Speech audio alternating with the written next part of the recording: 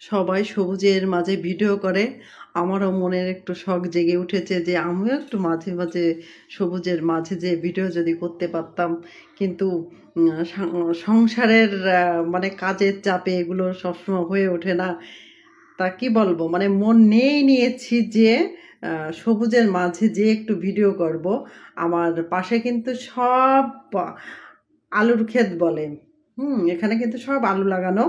আমি আল দিয়ে, এর পাশ দিয়ে আলি বলে, ছোট্ট গলির মতো রাস্তা থাকে জমির পাশ দিয়ে, ওর পথ দিয়ে হেঁটে হেঁটে যাচ্ছি। তা ভালোই লাগছে।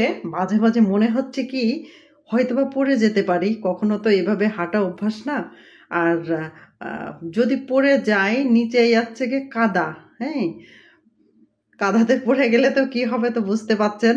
তারপরে ভিডিও করা নিয়ে কথা, তা মনে এতটা আনন্দ, মানে বোঝাতে পারবো না যে অনেক দিন বাদে বাসা থেকে বের হয়ে। এটা কিন্তু পটলের ক্ষেত, পটল এইভাবে লাগাই।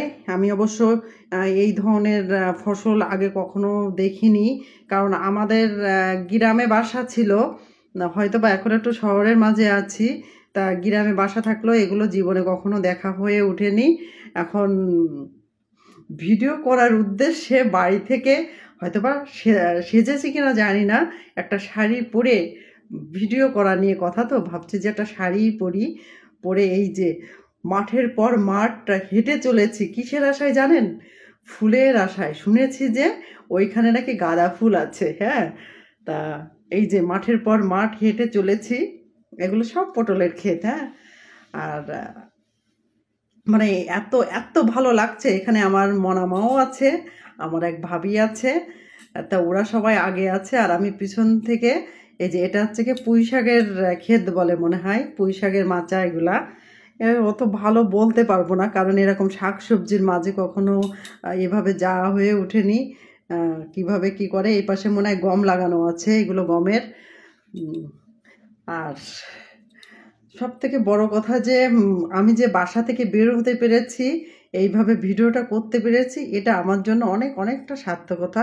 কারণ আমার জমি যেখানে আছে সেখানে এই ধরনের এত কিছু নেই। রাস্তার পাশের জমিটা তো শুধুই জমি, তেমন কিছু নেই। আর এটা আমি অনেক ভিতরে ঢুকে গিয়েছি। এগুলো হচ্ছে কি সিমের কি বলে, মাচা বলে, এগুলো সিমের মাচা। তাই এইভাবে শুধু মাঠের পর মাঠ হেঁটে হেঁটে যে সেই ফুলের সন্ধানে সেখানে, মানে কি বলবো, এই যে পৌঁছে গেছে ওরা, আগেই আছে, আমি একটু পিছিয়ে ছিলাম। তা কার কেমন লাগলো জানাবেন।